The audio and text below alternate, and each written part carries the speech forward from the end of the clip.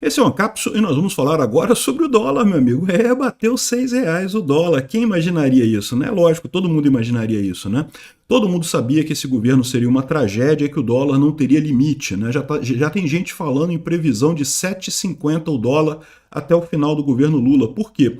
Porque esse pacote foi um desastre e mais do que piorar a situação que já vinha de pessimismo agora, a impressão no mercado é que, de fato, o governo Lula não tem conserto. É uma besteira isso daí, você imaginar que ainda tinha gente no governo, ainda tinha gente no mercado achando que o governo tinha conserto. Não porque o Haddad consegue consertar o governo, consegue convencer o Lula a cortar gastos e coisa e tal. Aí me vem um pacote de corte de gasto, que é muito mais aumento de imposto do que corte de gasto, que não vai cortar coisa nenhuma, que não vai resolver problema nenhum. E mesmo assim o governo está todo receoso, assim, não, por quê? Não sei o que lá. O pessoal da esquerda está criticando esse corte de gastos. Ou seja, é aquilo que eu falo, que eu já falava lá atrás. O governo Lula é um governo gastador por definição. O Lula é um cara que acredita que Estado grande resolve as coisas. E não adianta. Isso não vai mudar. O Lula não tem conserto. No momento que o brasileiro votou nesse idiota, selou o seu destino. A economia brasileira vai para o saco. O único lado positivo que vai ter disso daí é que muito provavelmente a reputação da esquerda também vai para o saco e muito pouco provável eles terem sobrevida política depois do Lula 3. Mas vamos ver o que vai acontecer, né? Vamos entender por que é muito pior do que está aqui. Tá? Esses R$ 6 aqui é assim, a primeira visão da coisa. Vai piorar muito mais. Essa notícia foi sugerida por Janja Pinguça, Pobre Não Come Dólar e várias outras pessoas. Obrigado aí ao pessoal que sugeriu notícias lá no nosso site, no visãolibertaria.com. E obrigado a você que está assistindo o nosso vídeo. Se você gosta do nosso conteúdo, por favor, deixe o seu like e se inscreva aqui no canal, né? Pois bem, a gente já falou sobre o pacote do Haddad, o pacote bomba do Haddad, né? Que na verdade, a minha visão é que fizeram isso, o PT preparou isso para fritar o Haddad. A verdade é essa, eu só consigo imaginar essa possibilidade. Ou então são realmente muito mais burros do que eu imaginava, né? De achar que esse pacote ia ser bem recebido pelo mercado. Não, eles sabiam que não ia, eles sabiam que ia dar essa merda. Eles quiseram fazer isso para fritar o Haddad, porque o Haddad está tentando conter gastos e coisa e tal, aquela coisa toda.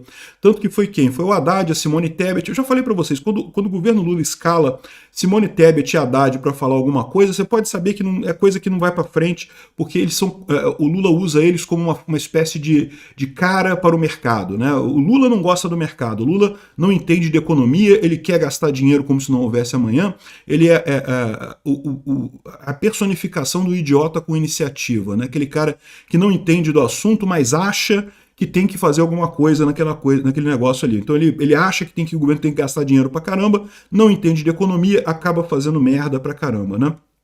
E aí ele usa o Haddad e a Simone Tebet como caras pro mercado.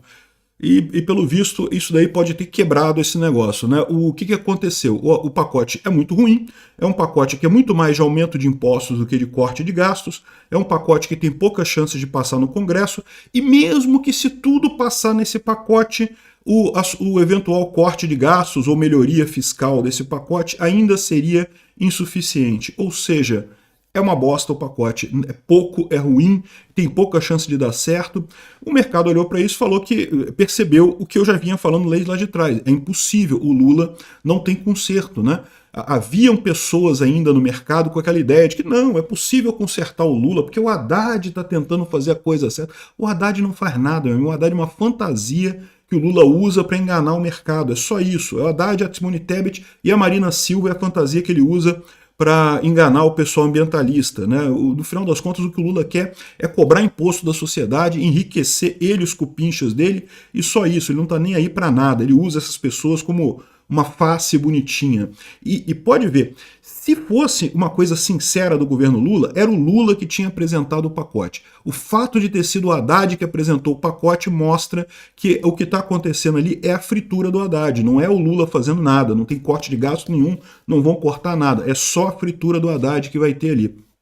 Então, o pessoal do mercado percebeu isso, finalmente, né? Que bom que aprenderam, pelo menos agora perceberam isso daí. Eu venho falando isso desde 2022, que o Lula não tem conserto, que o Lula é um idiota completo, incapaz em economia, que não tem jeito, ele só vai fazer merda.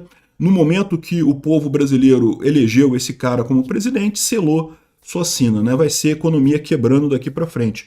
E, bom, a situação é muito pior do que isso, tá? Como a gente falou, bateu 6 o dólar, mas continua subindo, tá 6,03, já tem gente falando que o teto vai ser 7,50 lá no final do governo Lula.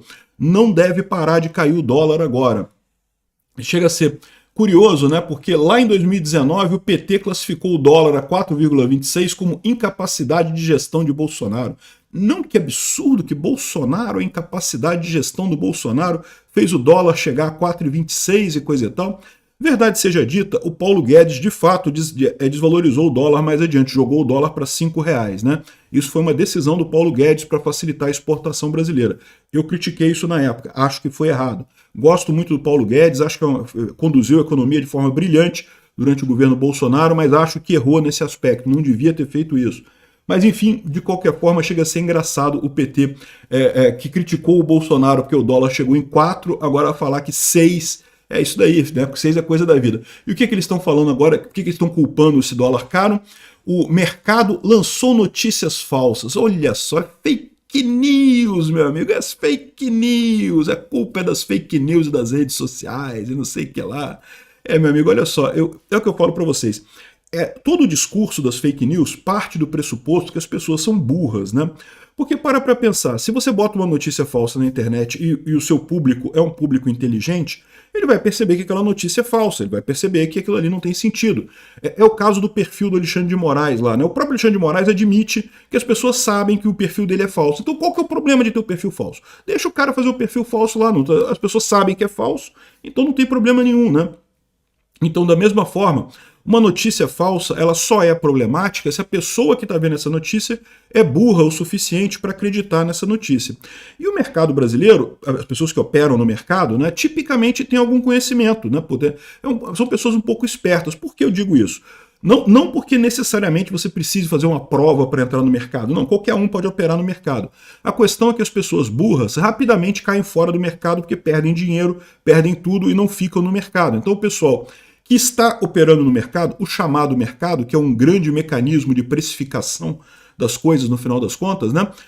As pessoas que estão atuando ali, que estão comprando, que estão vendendo, as pessoas que têm opinião sobre as coisas, as pessoas que decidiram comprar dólar nesse momento, essas pessoas não são burras, então elas sabem o que está acontecendo. Dizer que elas caíram em fake news, pior, que o mercado lançou fake news, como se o mercado tivesse uma orientação lá de fazer uma coisa ou fazer outra e coisa e tal. Repara, que é aquilo que eu falo para vocês, o Lula acha que o governo resolve tudo, o Lula acha que o mercado é o inimigo. Isso é a visão do comunista, é o que eu falo para vocês. O Lula é comunista, ele acredita que a União Soviética deu certo, na cabeça dele um Estado que controlava tudo deu certo, ele fecha os olhos para o fato de que a União Soviética desabou, caiu completamente. Por que isso? Porque justamente corrupção pra caramba, quando você tem uma estrutura hierárquica muito grande, as ineficiências ali, a corrupção cresce pra caramba, é o que acontece no governo Lula. Por que você acha que tem tanta corrupção no governo Lula? O governo grandão, meu amigo, favorece a corrupção. É sempre assim, né? E o governo Lula simplesmente não entende o mercado, porque ele não entende essa ideia de que você tem uma precificação, tem uma mente, né, uma rede neural da sociedade discutindo a escassez dos produtos e precificando os produtos. Na cabeça do Lula isso não existe, porque ele não tem capacidade de saber essas coisas, né? Então, ou seja, o Lula é um comunista, né? E esse é o problema, porque o caminho que ele está tomando é o caminho mesmo de destruição do Brasil, que pode até favorecer ele criar uma Venezuela aqui no Brasil, criar um comunistão aqui no Brasil mesmo, né? Tem gente dizendo aqui, ó, que criptoativos abrem rombo de 14 bilhões na conta de capitais do Brasil e contribuem para o pior resultado da história. Ou seja, a culpa é das criptomoedas. O pessoal comprando Bitcoin é que está causando o aumento do dólar, né? E isso não tem sentido, porque quando você compra uma criptomoeda, você não precisa comprar dólar, você pode comprar criptomoeda com reais mesmo, não tem lógica isso daqui, né? É porque esse pessoal gosta de ver as criptomoedas, qualquer coisa que não seja real é moeda estrangeira. E não é bem assim, a criptomoeda é uma moeda transnacional, é diferente, não é de país nenhum, né? Ou seja, estão caçando culpado para coisa, mas só tem um culpado nessa história. O culpado é o governo Lula. Por quê? Porque o governo Lula precisava cortar gastos, o governo Lula precisa cortar despesas e se recusa a fazer isso porque o Lula acha que isso não é o problema. É só você ver como é que o governo Lula, o STF e a imprensa, né, ou seja, a elite esquerdista que dirige o país, como é que eles tratam o arcabouço fiscal, né, como se fosse uma lei que a gente tem que seguir. Ele, não, mas tira isso do arcabouço fiscal que está tudo bem. Não, não tá, porque o arcabouço fiscal é justamente para você evitar gasto. Se você tira isso daqui, acabou, não tem, o arcabouço fiscal perdeu o sentido. Não pode fazer esse negócio de tirar coisas do arcabouço fiscal, né? Enfim, esse pessoal, eles querem torrar dinheiro, eles querem quebrar o Brasil e muito provavelmente vão conseguir, tá? A economia daqui para frente, como a gente já falou, a parte boa do governo Lula já acabou com o G20. O G20 acabou a face boa do governo Lula. O que vem daqui para frente, meu amigo, se segurem, hein? Se preparem. E olha só que coisa, receosos com o governo Lula, investidores ignoram leilão de títulos públicos, né? Leilão de títulos públicos é um negócio mais ou menos assim, o governo quer pegar dinheiro emprestado, o governo precisa pegar dinheiro emprestado, porque ele simplesmente não teria dinheiro para pagar as obrigações dele, né? Então, ou seja, o que é um leilão de títulos públicos? O governo chega para o mercado e fala, olha só, eu preciso de dinheiro, e eu quero comprar, né, pegar dinheiro emprestado com vocês, eu aceito pagar não sei quanto. O leilão de títulos públicos, o valor dos juros que o governo aceita pagar subiu pra caramba, subiu muito, e mesmo assim o governo não conseguiu pegar dinheiro emprestado. Ninguém quis emprestar dinheiro para o governo Lula. Olha que isso é uma coisa complicada. Por quê? Porque o governo brasileiro, em tese, tem uma reserva em dólares, que é uma reserva bem razoável, uma reserva muito boa. Isso eu sempre falei, uma coisa que dá uma estabilidade para o Brasil contra, por exemplo, um ataque especulativo contra a moeda. Mas lembra? Reserva muito boa, você não pode viver de reserva. Ninguém vive de reserva. Se você começa, fiquei desempregado, vou continuar gastando do mesmo jeito que eu gasto antes e vou viver da minha reserva. Meu amigo, a reserva acaba rápido, muito rápido. Você tem que tomar medidas para gastar menos, para se economizar e coisa e tal, né? A reserva é uma emergência, né? E do jeito que o governo está fazendo aqui, o governo pode ter que começar a usar as reservas, e usar as reservas, meu amigo, não precisa nem gastar a reserva inteira não, tá? No que você começa a diminuir muito a reserva, você abre espaço para um ataque especulativo. Foi o que aconteceu na Rússia em 98, foi o que aconteceu no Brasil nessa época também, em 98, o que aconteceu com a Inglaterra em 87. Ataque especulativo contra a moeda quebra o país, né? Quebra o governo completamente, quebra a moeda deixa de ter valor, né? E olha só, já tem gente aqui, a Gleisi Hoffmann quer que o Campos Neto atue para conter a alta do dólar. Então, a Gleisi Hoffmann quer que o Banco Central já, antes do novo presidente assumir, porque lembra, ano que vem já é o Galípolo, né, que é indicado pelo PT, quer que já o Banco Central comece a vender dólar para conter a alta do dólar. Eu já falei para vocês por que isso é complicado. O Banco Central tem que atuar quando ele enxerga uma ação especulativa contra o real, quando tem gente apostando contra o real. Isso está acontecendo agora? Pode ser que sim. Mas pode ser que não também. O mais provável que está acontecendo agora é um reflexo do pacote do Haddad, do pacote bomba do Haddad. Não tem a ver com especulação, não tem a ver com alguém atacando o real brasileiro. O risco que ele corre é justamente se ele gastar dinheiro para tentar conter algo que é um movimento natural devido à piora da situação econômica do Brasil. Aí, meu amigo, é o caso do cara que perdeu o emprego e começa a viver da reserva que ele fez, e essa reserva acaba rapidinho, daqui a pouco. Aí sim ele vai estar alvo de um ataque especulativo, né? Outra coisa que já estão falando é que a Selic, que estava previsto, que esse ciclo de alta da Selic agora, né? A Selic voltou a subir, né?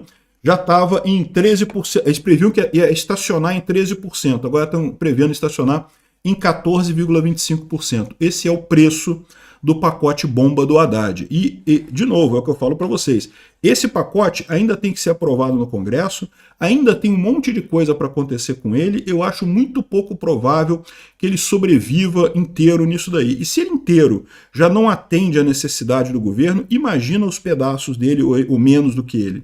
Isso vai ser uma tragédia, ou seja, a situação está ruim agora e tende a piorar no ano que vem. Obrigado por assistir o vídeo até o final. Além de curtir, compartilhar e se inscrever no canal, considere se tornar patrocinador com valores a partir de R$ 1,99. Clique no botão Seja Membro abaixo para saber as condições e vantagens de patrocinar o canal. Mais informações sobre o nosso projeto, visite nossos sites indicados na tela.